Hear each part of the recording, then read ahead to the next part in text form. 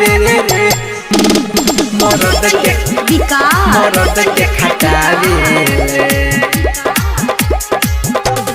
जब से भइल शादी हमारा हो गइल बर्बादी मेहरारू के आदत यारवा लागे जिए नादी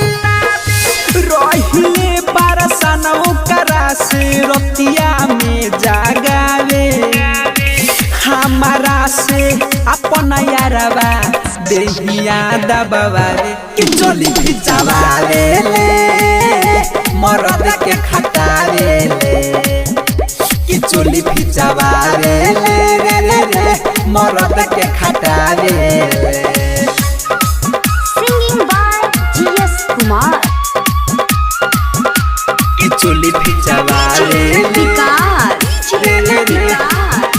रे रे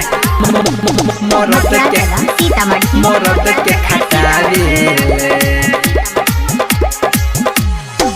चूल्हा चौकी खरिया बर्तन पहले मजा जाके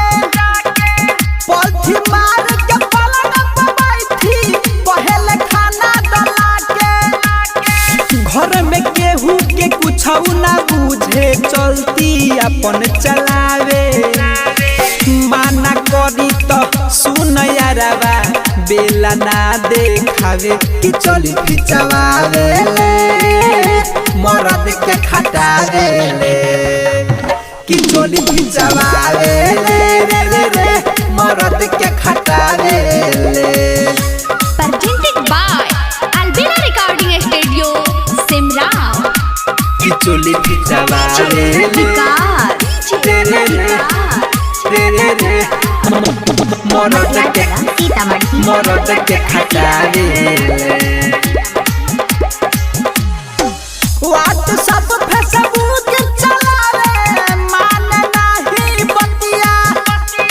हमरा के बह के बुलावे सुन ना रे नतिया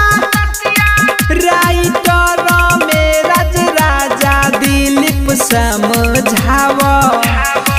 जिया सकू मारी कहेला कोनो पैया लगावो कि चोली खिंचावे ले मरद के खटावे ले कि चोली खिंचावे ले रे रे रे